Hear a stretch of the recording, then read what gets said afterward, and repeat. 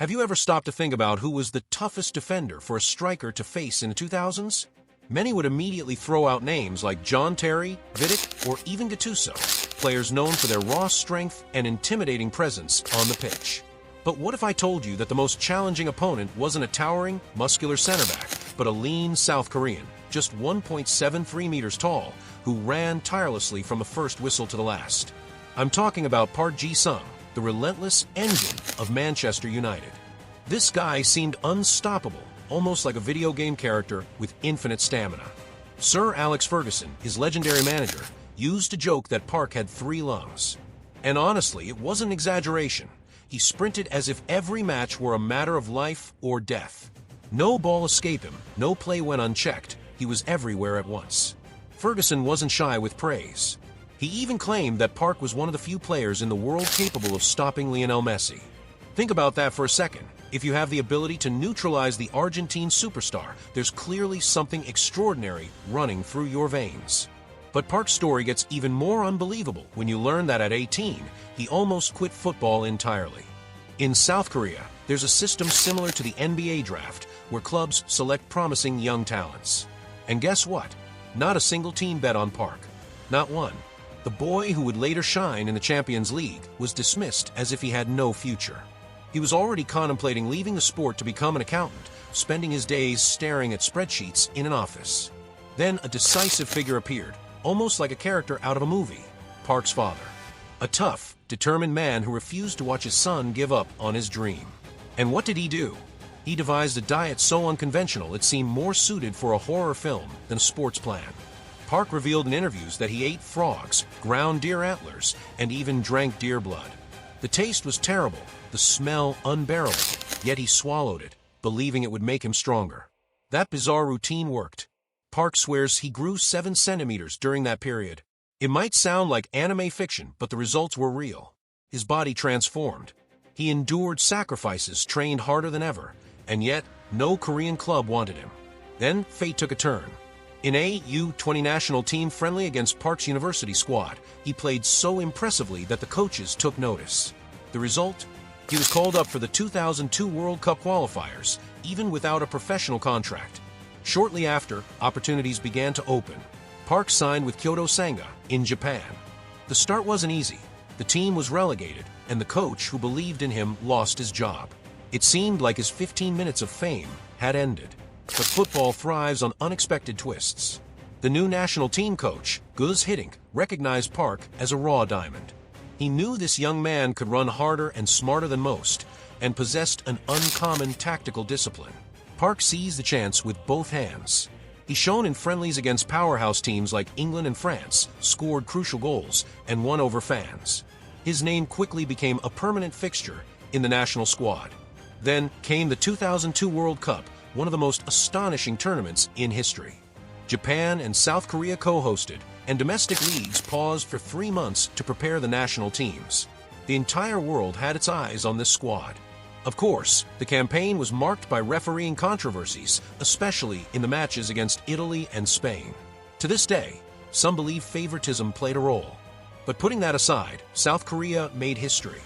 Victory over Poland, a draw with the United States, and then a stunning win against Portugal. Who scored the decisive goal? Park Ji-sung. That goal changed everything.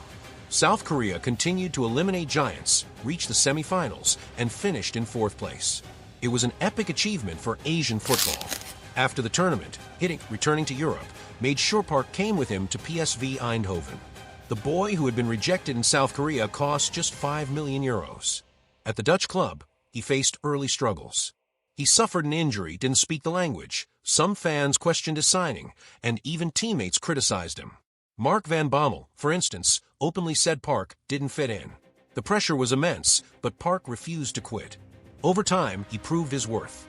When Arjen Robben was sold to Chelsea, Park claimed a starting spot, and he seized it as if it were his last chance. He scored vital goals, led PSV to a domestic title, and shone in the Champions League, reaching the semifinals against Milan. In the second leg, he scored a historic goal, and although PSV was eliminated on away goals, he left Europe stunned. Even the legendary Paolo Maldini admitted that marking Park was nearly impossible. Van Bommel, the same critic, publicly apologized. The transformation was complete, from rejected prospect to PSV hero and standout figure in European football. Then Sir Alex Ferguson entered the picture.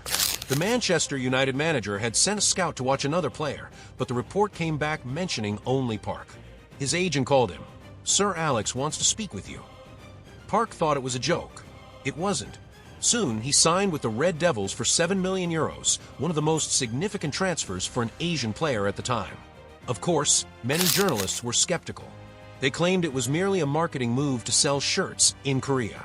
But it took just one training session at Carrington for everyone to realize there was nothing commercial about this signing. Park was pure dedication. In practice, he pushed his teammates to their limits. Fans quickly nicknamed him Three-Lung Park, the player with 3 lungs. He seemed tireless. Ferguson trusted him so much that within months, he even wore the captain's armband on several occasions. Yet football can be cruel. Knee injuries sidelined him for long stretches. Still, Ferguson never stopped believing. He called Park for critical Champions League matches against Roma and Barcelona. The Korean neutralized stars like Deco and Zambrata, proving that even below peak form, he was decisive. The greatest frustration came in 2008. United reached the Champions League final, and everyone expected Park in the starting 11. After all, he had been vital in the campaign. Yet Ferguson chose to leave him out entirely, not even on the bench. United lifted the trophy, but Park watched from the stands. Ferguson would later admit it was one of the harshest injustices of his career. Park, however, never complained. He always put the team above himself. And the following year, the reward came. In the semi-final against Arsenal, he scored one of the goals and contributed to what many consider the most perfect counterattack in history, finished by Cristiano Ronaldo. Even against Guardiola's near-unbeatable Barcelona, Park delivered memorable performances. In a clash with Milan, he was tasked with marking Andrea Pirlo, and executed it flawlessly. Pirlo later wrote in his autobiography that Park was one of the most suffocating defenders he had ever faced, saying that if he woke up and found him beside his bed, he wouldn't be surprised. Unfortunately, injuries began to take their toll. By 29, Park was feeling frequent aches. Yet he remained a trusted piece in Ferguson's plans. He played finals, won titles, and left his mark. Overall, Park Ji-sung played in 3 Champions League finals, won 19 trophies, and guided South Korea to an unprecedented 4th-place finish at a World Cup.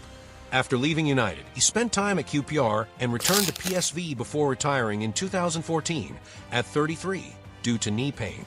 He was never the media superstar, never the headline-grabbing star, but he was indispensable. A tiny engine that kept the machine running. More than that, he opened doors for Asian football in Europe, inspiring millions of young players to believe they could reach the top 2. And if you enjoyed discovering this incredible journey of Park Ji-sung, Manchester United's tireless engine, don't forget to subscribe to the channel, hit the like button, and share this video with your friends. Here, we always tell stories that show football goes far beyond the 4 lines. Soccer ball fire.